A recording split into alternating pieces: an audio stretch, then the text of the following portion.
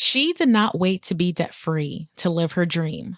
She paid off over $10,000 while traveling abroad. Hey, financially savvy travelers, I'm Danielle Desir Corbett. Welcome back to another episode of the Thought Card Podcast, where we believe that you do not have to choose between financial freedom and exploring the world. You can very much do both. Today, we're going to be chatting with Chelsea Riffe, a world traveler, podcast strategist, and the host of the hit show In My Non-Expert Opinion.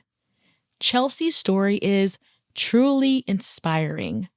She paid off over $10,000 in credit card debt while traveling abroad. Not after, but during her trip. She kept her rent below $1,000 per month, no matter where she was. She embraced co-living, cooked her own meals, prioritized walkable and affordable destinations, and got laser focused on budgeting, saving, and paying off debt.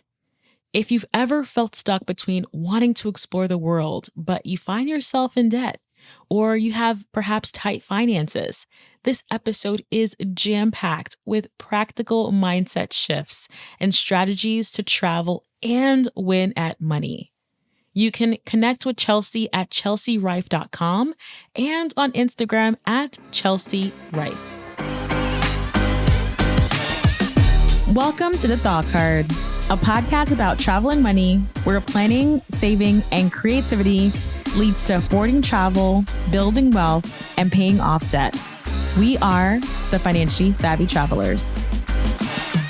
Chelsea, I'm so excited to chat with you because a lot of people believe that you have to oftentimes pick one or the other, travel or financial freedom. And we're all about debunking that here. And you have such an inspiring story that I can't wait for listeners to tune into.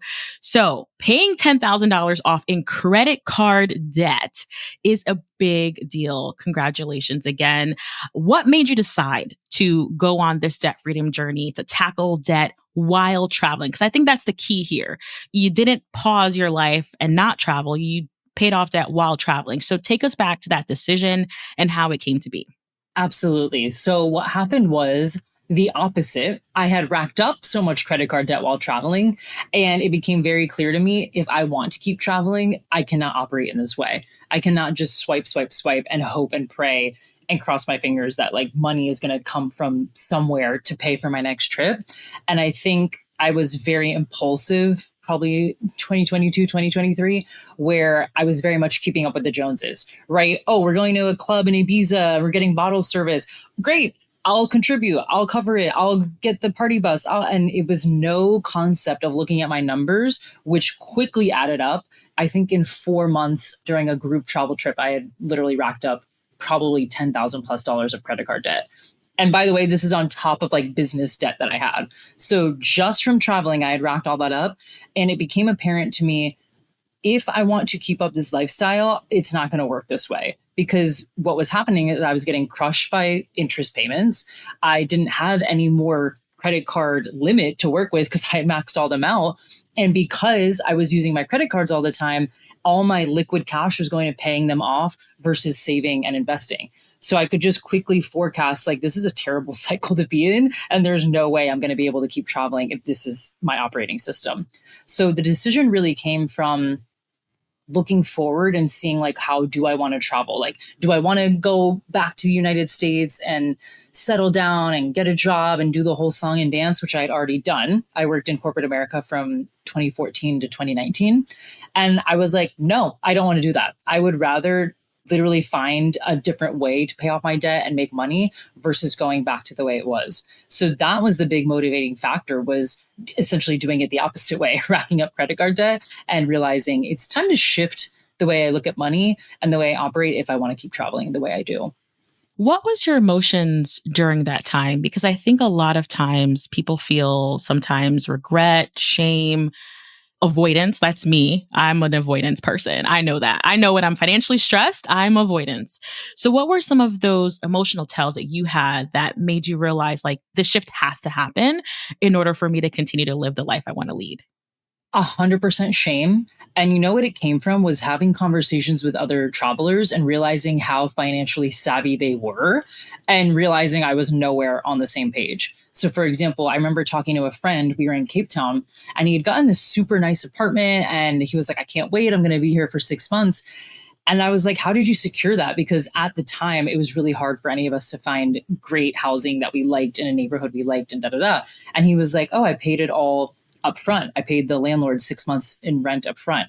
And I was shook by that information. I remember thinking, who has 6 months in rent up front?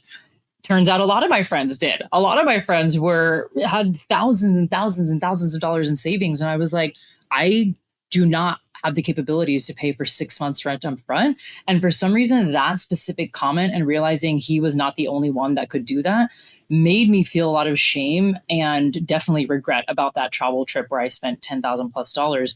Because if I were to be in that same situation and a landlord said, no problem, you have the place if you can pay 6 months up front, I would have to again put it on a credit card or not be able to do that. And I think that was one of the biggest turning points, was essentially realizing I was behind. This was in my early 30s. I'm 34 now.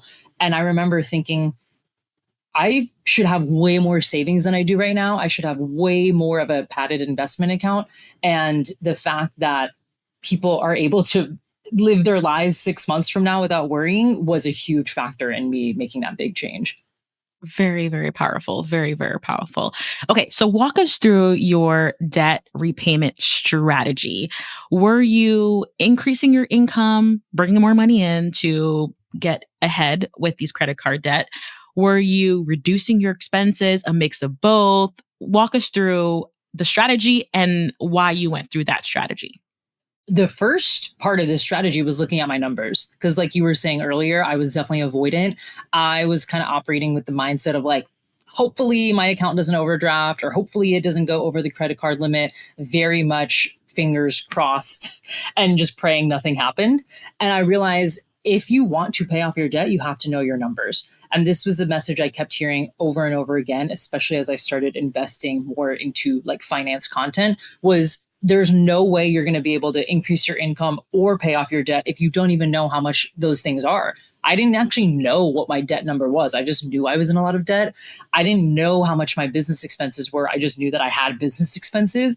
And so that was the first thing, was getting like annoyingly strategic about my numbers. And what I mean by that is I would download my bank statements, I would color code each category, I would add up the category, and I started doing this for a few months to see, okay, historically you're spending about this much on dining, this much on, transit, da da da. So that was step number one, was like, you need to get really clear on what your numbers are. Then what I did was realize I have a number every month that I am confident I can make in my business. How can I start to allocate funds extra versus the minimum that I was paying on my debt to start paying that off? And remember, I was in over $10,000 of debt. And I think my monthly payment I was contributing was like barely $150. So that in and of itself made me realize it's going to take you years to pay this off if we're only doing the 150 every month. And that's when my brain clicked into like, we need another strategy versus paying the minimum. So it was both increasing my income and decreasing expenses. And that was the message I heard from a lot of different people. I know we'll probably get to this, but some of the resources that helped me were Ramit Sethi's podcast. At the time, it was called I Will Teach You to Be Rich, but he's actually rebranded it to be Money for Couples.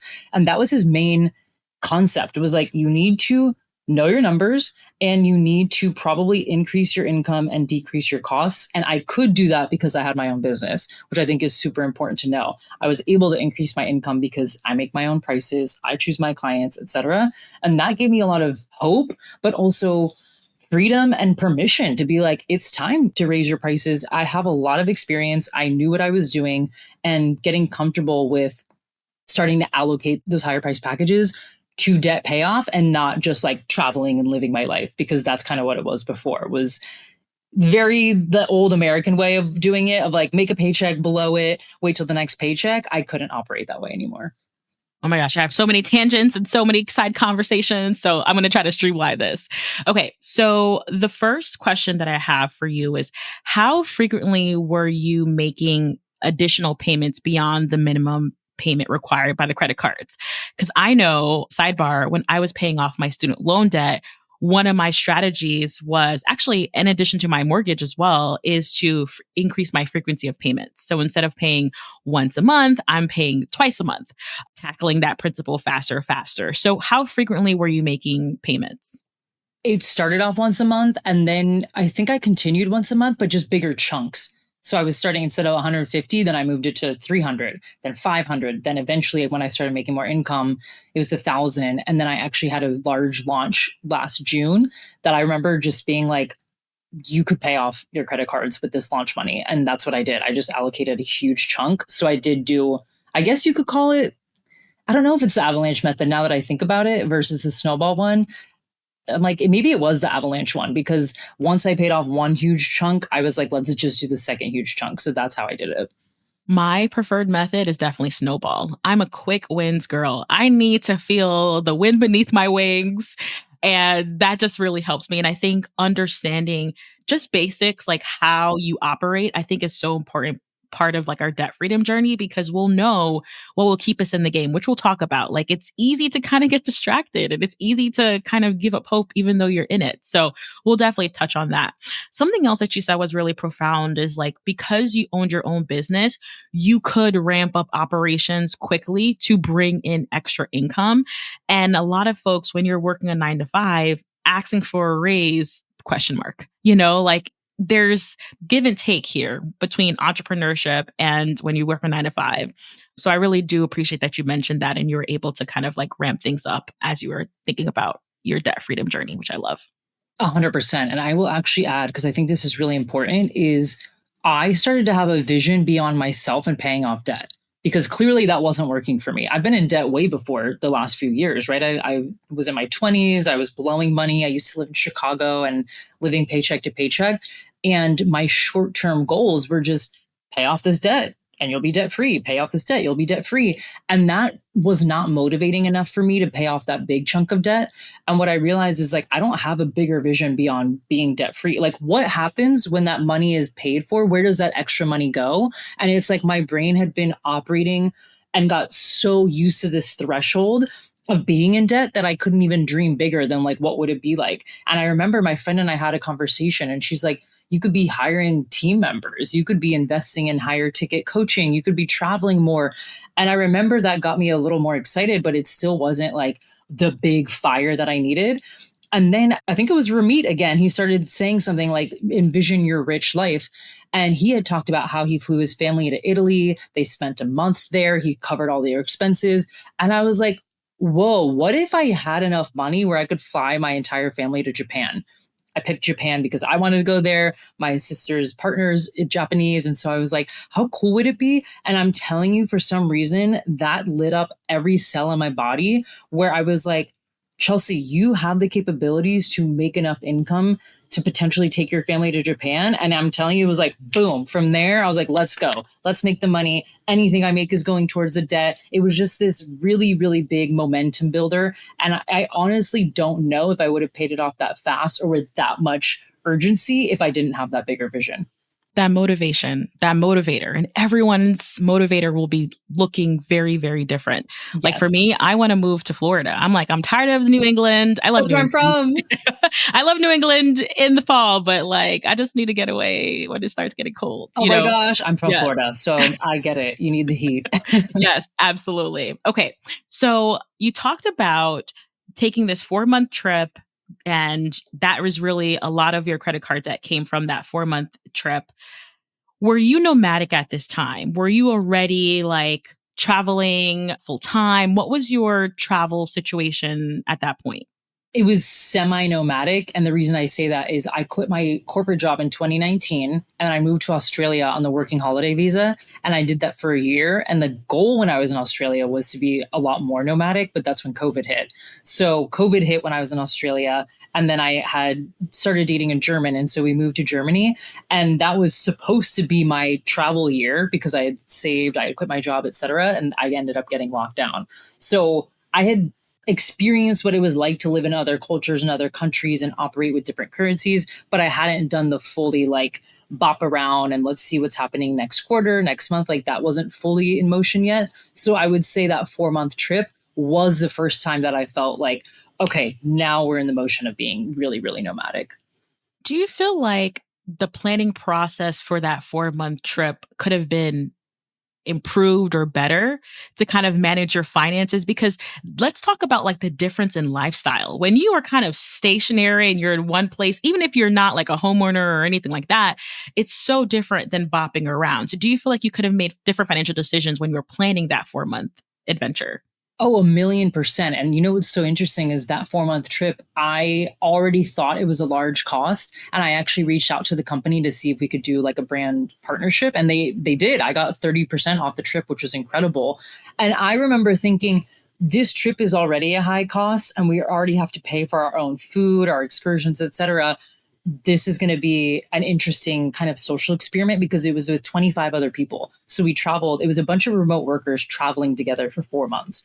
So I remember thinking, well, this trip is already expensive and I'm sure we're all going to figure out our own ways to save money and, whatever. But not only are we talking about difference in lifestyle, like you said, of bopping around versus staying put, now I'm being thrust into these orbits with 25 people that operate differently with their money, that a lot of them had been saving all year. Some of them, this was like their big trip to themselves that they've ever taken in their lifetime. And I was not prepared for that. I remember our first month was Cape Town, South Africa, and we had our community leaders on Zoom talking about this big safari. And it was like $2,000. And I remember thinking, why are they even presenting this? Like, no one's going to take this trip. This trip is already expensive. Boom, everyone's signing up. They're like, I'm in, I'm in. They had to do 2 rounds of the trip because so many people signed up. And I was like, Sold out, right? sold out. And I was like, oh my God, people are doing this $2,000 safari. Next month, Spain, we're doing a weekend trip to Mallorca. It's going to be whatever, $1,000 all in. And I was like, no one's going to go. Everyone ends up going. And I'm like, oh, wow. Like that was a huge light bulb moment where for some reason I had only thought about the cost of the actual trip with like food and drinks. I did not think about all these bigger excursions. And that is actually what ended up getting me in so much debt was I was absolutely trying to keep up with everybody and just saying yes blindly without looking at my numbers. And if I could have gone back, I think that's what I would have done differently is think about all these extra costs because that was not factored in at all to my budget. The hidden costs, right? The hidden costs. Oh my gosh, you mentioned so many things to unpack there because I had a guest previously, her name is Nasheen Farishta, who talked about how solo travel is actually sometimes cheaper than group travel, family travel, obviously, but group trips with friends, because all you have to worry is about your mental and what you want to do versus having to juggle all these people. And, sometimes your friends kind of like bully you sometimes to do things or Yeah. shame you a little bit, like they will actually open their mouth to say something potentially negative to you. Yes, you know what the motto of my trip was that's tomorrow's problem. And I kept saying that. I was like, guys, this is like adding up very quickly. And I was confused. I was like, am I bad with money or am I not making enough? Or is everyone bad with money or is everyone saving? Like that was really interesting too, was watching my own projections being projected onto everybody because some people genuinely did save and they were like, no, this was my trip of a lifetime. I have the money. And there were some people that I remember hearing a girl tell me that she had no liquid cash. And so what she kept doing was putting everything on her credit card so that people could Venmo her so that she had like Venmo cash ready to be sent out. And like that is how different people were operating on the trip. And I was probably somewhere in the middle. But yeah, the whole thing of that's tomorrow's problem. And I kept saying, like, no, I think we should look at today's money. And everyone's like, babe, we'll deal with it next year. Like, who cares?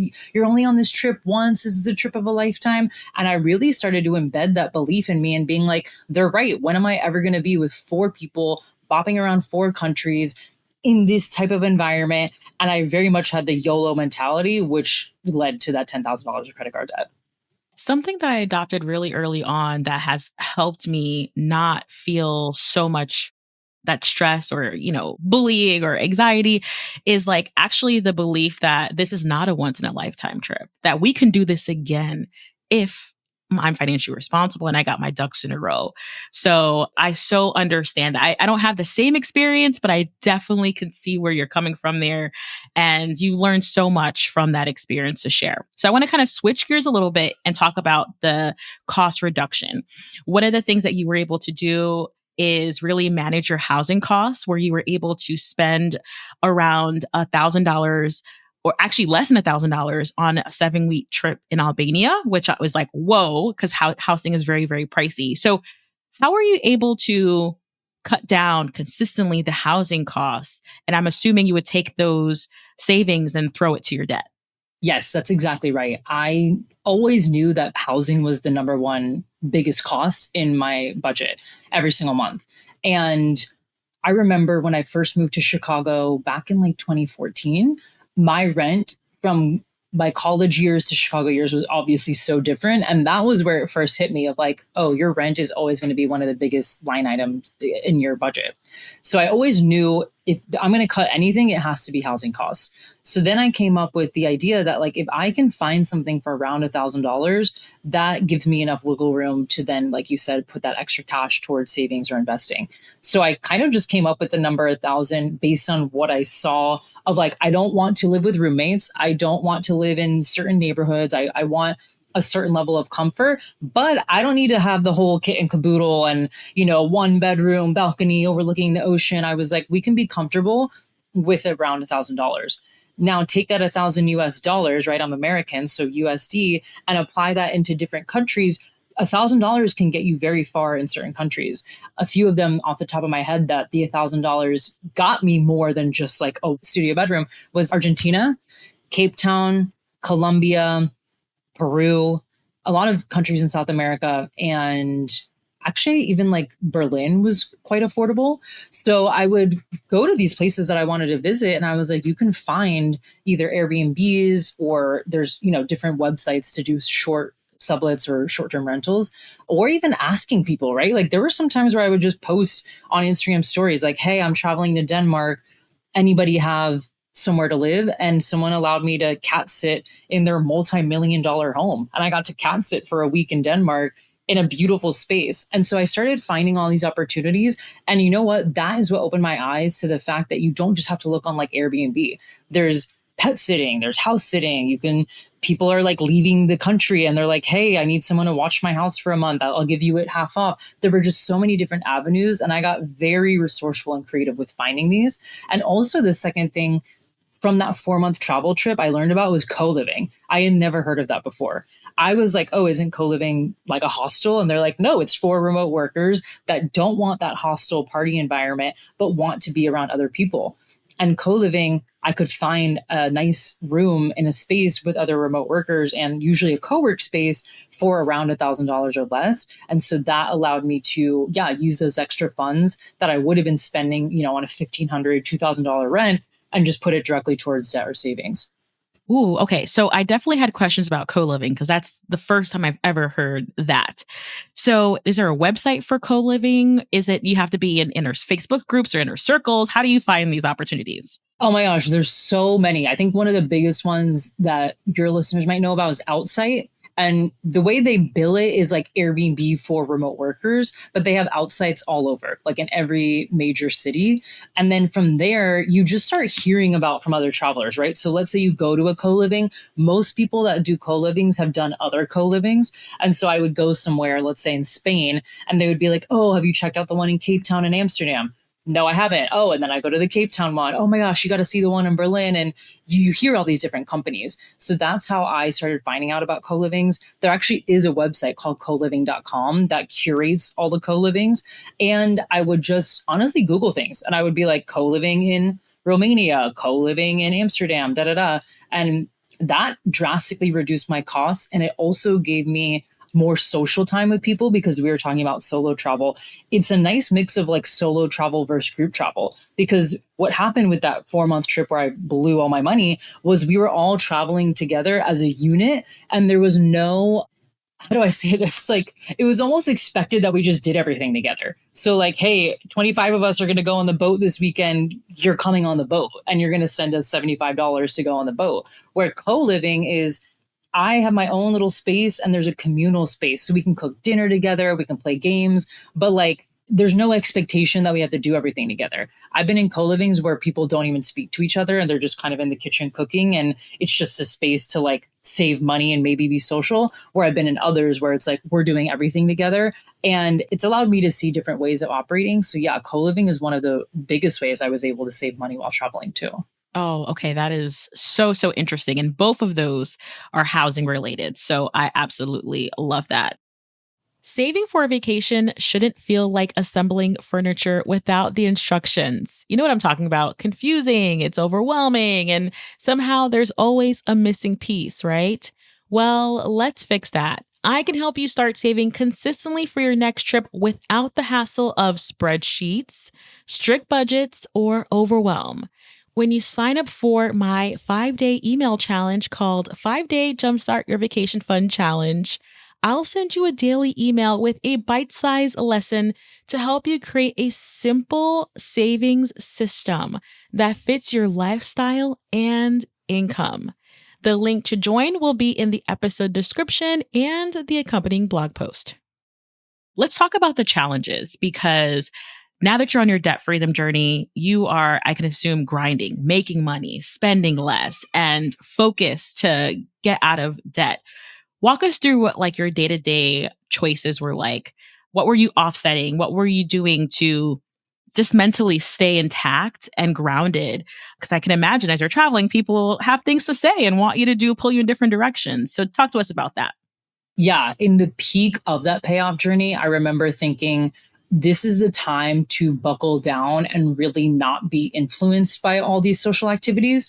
And so to be honest, I purposefully like isolated myself in some areas. That is why I went to Albania. I went to a random beach town in Albania and I was like, no one's going to come visit me. No one wants to visit here. Funny enough, two people did end up visiting, but the cost of living there was so much different than the United States that it was still fine. But I remember even in Albania thinking, yes, I could eat out every single day. I can afford that, but this is not the time. Like I remember thinking this period of my life is for paying off debt. It was not an afterthought of like, hopefully I can pay it off this summer. It was like, this is the goal. So putting myself in situations like that. And then, like you said, the daily choices of, do I need to eat out breakfast, lunch, and dinner? Probably not. I can go ahead and maybe get a coffee, but I don't need to do the whole full breakfast. Also finding deals, right? Like I would find menus of the day where you get appetizer, drink, and main meal for 10 euros. I would try to find specials going on, right? Taco Tuesday and Friday, you get a free slice of pizza with this. Like I was very much in that find a deal mentality. And I would say the other thing too was being very cognizant of what I could do socially that was free or low cost. Like going to the beach is free. Walking around the park is free. Reading a book, maybe you have to buy the book, but like it's free. And so I started to thinking of, I need to find other activities to do that don't require a ton of money that keep me entertained because I don't want to be a hermit either, right? Like the point of traveling is not just sit in my Airbnb and not move and be so scared that I can't spend any money. It was like, I need to find other ways to entertain myself that aren't going on a $75 boat trip. So that was a big piece of it too. And I think the last thing was also using my debit card and not touching my credit card. I actually took my credit card off my phone, like Apple Pay. I took it out of my wallet. I didn't even want the temptation there. So I did not have my credit card with me. And I remember thinking like, you will not touch your credit card until you are done paying off the debt. And so everything I did was with my debit card. And if I couldn't afford it, I couldn't afford it. And I would say like, I can't go. I had to get really comfortable with saying no to people, which was very different than what was going on in that 4-month trip, the whole tomorrow's problem. I had to be like, sorry, like I didn't want to disempower myself and say like, oh, I'm broke. I can't do that. It's not cheap enough. I was just like, that's not a priority right now. Even this year in Cape Town, my friends and I made a joke because it's such a formal saying, but it's so true. Is like, that's not part of my financial goals right now. And so we would go to a market and there would be, a necklace that's $100. And I would just be like, that's not my financial priority right now. And it sounds so formal, but like, it's true. I don't want to spend $100 on a necklace. I would rather put that to my savings. So yeah, those were some of the daily decisions. And I think the biggest drastic one was putting myself in situations where I knew it would be less social and I wouldn't be as tempted to be like outside spending money 24/7. What a drastic change, right? From just like the beginning to now, it's like there's a huge, not only tactical systems wise, meaning how your money flows and the things you do, the buttons you push, but the mentality also. You sound so financially strong and you're just like, this is not a priority. This is it. Line in the sand and keep it pushing, which I think is so important when it comes to not only paying off your debt, but also like other things. It always like kind of trickles into other financial areas of our life or just general. Having discipline is, again, so, so, so important. So I love that. Yes. And I think even now, I really feel like what woke me up to this journey too was realizing like money is a relationship you're going to have until the day you die. And even after you die, your money affects people. And for some reason, that really jolted me into action, being like, this cannot just be a phase that I just pay off my debt and I get back into it. And so after that, when I paid off all the debt, I was like, I refuse to go back into debt. It was like I had unlocked a new level of the video game. I'm like, we're not going to downgrade again. And so that's when I really upped my financial savviness. And we can talk about that in a second. But it was really, really important to me to not put myself back in that position of being in credit card debt. So I'm happy to report I have not carried a balance since I paid off that debt a year ago. High five. Woo, boom. I'm so, so proud of you. And also, again, it's so inspiring to hear that this is possible, right? Especially when you're in the States, it's very easy to feel like this is your life now. And this is what it's going to be forever in perpetuity. And it's like, nah, it doesn't have to be this way. It does not have to be this way.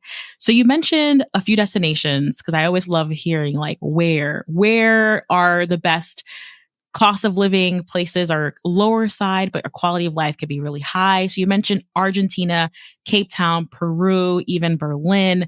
Were these places that you stayed for an extended amount of time? Were you doing fast travel? Or were you doing slower travel as well? Keeping in mind, like every time you're moving, you're probably getting on a plane, getting on a train, spending money for transportation. Just, can you talk to us about where you went and also how frequently you were moving and how that impacted your debt freedom journey?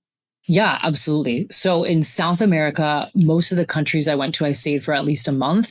And I did that with that travel group that I talked about earlier. They're no longer in business, but I was traveling with them. And what I realized was traveling with them was more expensive because you were paying for their apartments, their accommodation, etc. And it quickly realized I was like, I have friends in this group that I can just like follow them to the area and get my own accommodation. And obviously I don't get access to all the events and stuff, but I was like, that doesn't matter. I just want to hang out with my friends. So that was something that quickly also changed my budgeting and my costs. And yeah, Buenos Aires, Medellin in Colombia, and Lima, Peru were all places that the cost of living was so drastically different than in like Chicago or London or New York, which are places I've spent time. And I stayed in all those for about a month.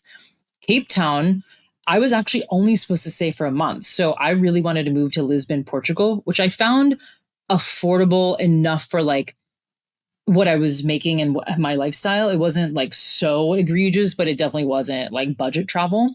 And so I wanted to move to Lisbon. And while I was waiting to hear more about their visa that hadn't fully rolled out yet, I went back to Cape Town to just buy myself time. And I fell in love with it all over again. And I was like, why am I not living here? So what happened, and this is a tip for everybody, I'd found this place on Airbnb and I just actually messaged the host and I was like, hey, I might actually stay longer. Is there a way you would be open to getting off the platform and I can pay you directly and we can work out a different cost, which usually is beneficial for everybody involved because they're not getting the fees. You can work with them directly. Now, depending on, who you are and where you're renting from, some people like Airbnb as the middleman in case anything goes wrong. But I had already rented from this landlord twice. And so I knew we had a different relationship. So that changed a lot because I was able to lower my costs of living in Cape Town. And then Cape Town is a place I've spent the most time. I think I've collectively spent probably 18 months there over the last 3 years. And that is somewhere where I was drastically able to change my lifestyle. Like I was able to not only pay off debt, but I could start investing. I could actually start shopping. I could enjoy my money. I could go on more trips. So when you're asking too, like, I paid off debt, but then I was still traveling. It's because my cost of living was so low in other areas that I started to make line items for budgeting. And I would put more money into that budget so that when I was ready to travel, I already had the funds ready to go. And it wasn't like a last minute thought. Very, very powerful. I've heard lots of great things about Cape Town and South Africa in general. So you're just, again, saying what I heard. So I need to make sure to add that to my list. So I definitely would love to hear because, like, for me, listening to your story, I do see the change between beginning story and then now, like, there is a full, for me, 180 transformation. And this really speaks to the power of financial literacy content, whether that's YouTube channels or Facebook groups or, blogs and podcasts and books. And it's like there's so much information out there that it's so easy for us to tap in. So, what are some of those resources that you tapped into that really helped you make this huge shift in your life? Yeah, the biggest one was absolutely Ramit Sethi. It started with his podcast, which again was at the time called I Will Teach You to Be Rich, and he's rebranded it to be Money for Couples. And I think the reason that landed with me more than, like, for example, a Dave Ramsey style content is Ramit was very empowering. And his whole message was not only know your numbers, but splurge on the things you love and value and ruthlessly cut back on the things you don't value. And that message really landed with me. Whereas Dave Ramsey's was more like, you shouldn't even be leaving your house unless you have extra money. And I was like, I'm not operating that way. So for me, Ramit's message really empowered me. And it also, I think what stuck with me and why it changed so much was because he really focused on values. And that made me get in check with my own values. Like, if I value leisure and comfort, does that show up in my bank account, or am I blowing it on impulsive shopping and things I don't care about and alcohol and just things, again, that I didn't value? And so that messaging started to make me look at my budget, my numbers differently. And I would literally budget according to my values of, like, I value travel. So that is going to get way more of my budget than shopping, for example. So Ramit Sethi, then he has a book called I Will Teach You to Be Rich, as well as a journal. And then that is something that I was so obsessed with, this podcast when I was living in Albania. That is all I listened to. I think I would listen to like 3 podcasts of his a day. And the reason too it was so helpful is he always interviewed couples. So you got to hear 2 different mindsets. And it was always about the psychology of money and why we make the decisions we make, right? So, like, why are we racking up our credit cards when we know we don't have the liquid cash to pay off the credit cards? Why are we splurging on this trip when we literally do not have the funds to splurge on it? And those are things I was interested, right? We all know, yeah, it's not great to be in credit card debt if you can't pay it off, but, like, why are we doing it? And so listening to literally probably like 40 plus episodes during my time in Albania, the message just really landed. And so I had my friend that ended up visiting Albania bring me the book and the journal. And I was like, I have to get further with this content. So his was absolutely paramount. He also has a YouTube channel. He has a show on Netflix. Pretty much anything he's created, I've really enjoyed. And I think it's important for anyone listening is, like, find someone that empowers you. I never felt like following his content that I was being disempowered or like more ashamed, or I don't think that would have worked for me. So that was a big one. And then also, like, the energetics and spirituality around money, right? There's something to be said around glorifying being broke sometimes. Like, the struggle of rags to riches is a very enticing story. And I think I had to get comfortable with making bigger amounts of money and being okay with seeing a bigger number in my savings account, because my nervous system was just used to a certain threshold and being like, oh, I can't go over that, or I can't go under that. And being like, no, like, we need to get comfortable seeing bigger numbers in my account. Something my therapist actually helped me with was having a minimum number floating in my checking account at all times, which is my 0 number. Because what was happening is I had a different system at one point where it didn't make any sense. I was making 5 figures a month, but somehow ending with my debit account at like $30. I'm like, that does not compute to me. So she helped me rearrange and say, okay, let's have a minimum number floating in your account. So that really helped me. And then the nervous system work. I've invested in a lot of different somatic therapists and coaches, et cetera, that have helped me expand my capacity for not even just paying off debt and saving, but wealth, and being okay with having bigger numbers held in my orbit. So yeah, it was a bunch of different things, but I would say Ramit was the catalyst for paying off the debt and getting super motivated to want to actually save and invest. Also for my future, right? Like I said, it was hard to see in the future when you're drowning in debt, because you're like, I just need to get out of debt, hopefully in the next few years. But starting to think about, like, yeah, what if I were to have a child, or if I wanted to buy a house, if I don't have the cash, I don't want to feel like I can't contribute to that in any way. And I think the couples thing, now that I'm thinking about it and we're talking about it, the fact that he interviewed couples made me realize I don't want to enter a relationship not being financially literate. And you would hear this over and over again in the podcast. This happens with women all the time.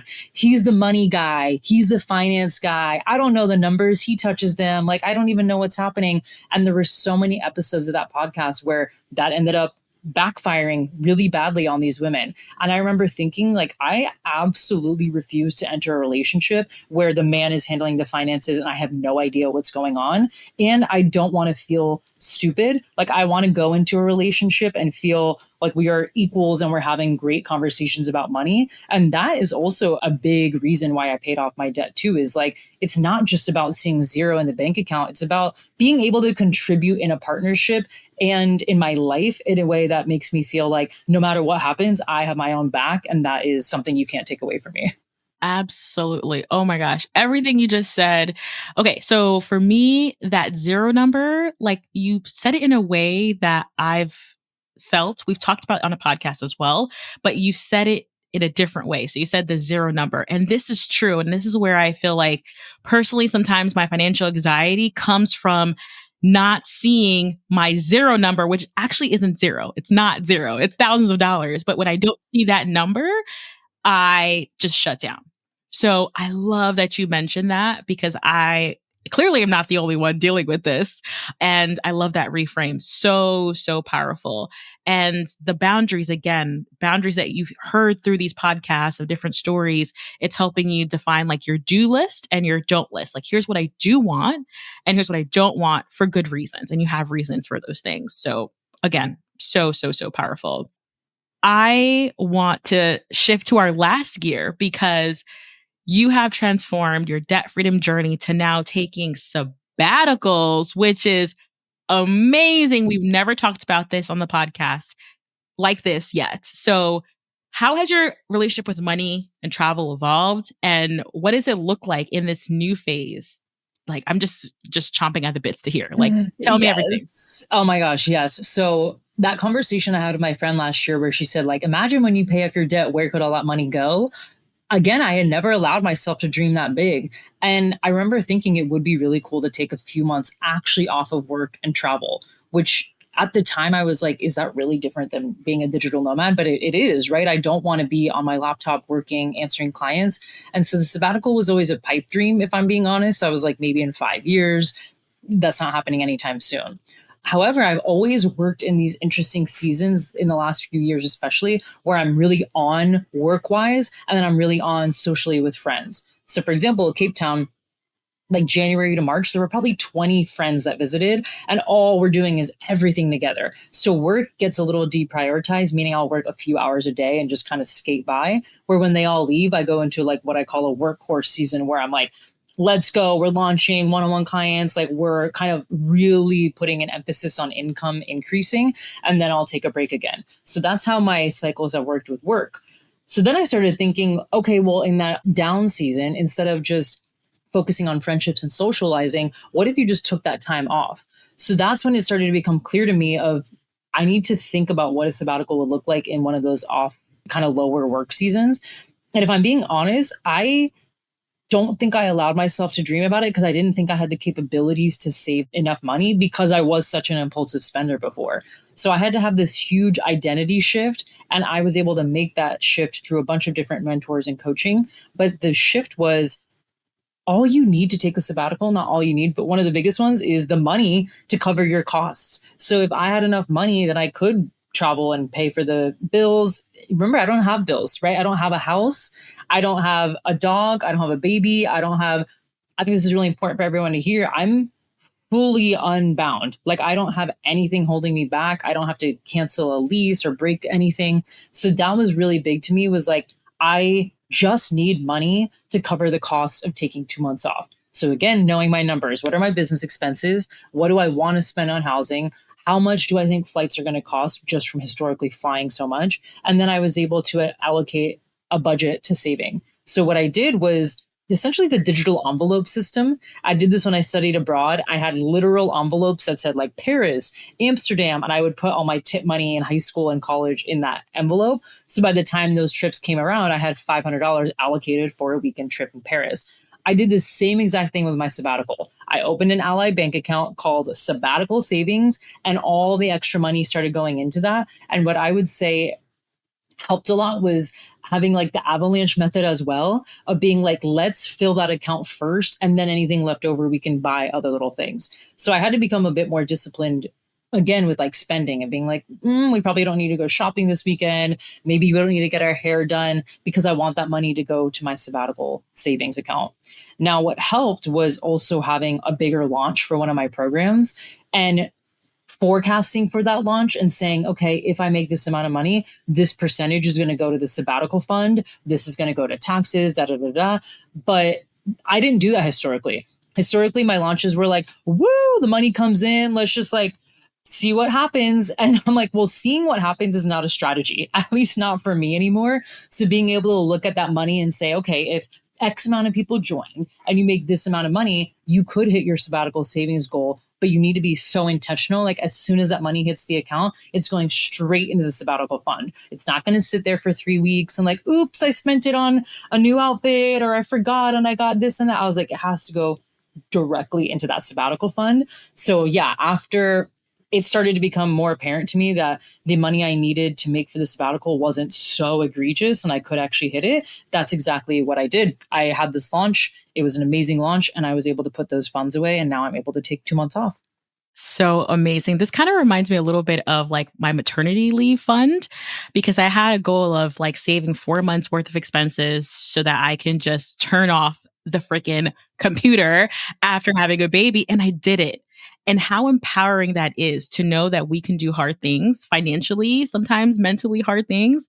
It's just, again, game changer. So again, congratulations, Chelsea, on all of Thank your you. success. You're so inspiring, and you have an amazing podcast that I definitely want you to shout out and let people know so they can connect with you there as well. So first, 2 things. Let us know what you have coming up in terms of your business, because everything we talked about, a lot of the things we talked about was all related to your business as well, and how to connect with you on your podcast as well. Yeah, absolutely. So my podcast is called In My Non-Expert Opinion, and I just released an episode about how I planned my sabbatical, including how much I saved, how I set up my business, how I'm taking off. So if you want all the tea, that is definitely on the podcast. And then for my business, I have a program called Pitch Perfect coming out, where it is about pitching yourself for podcasts, for Substacks, for collaboration opportunities.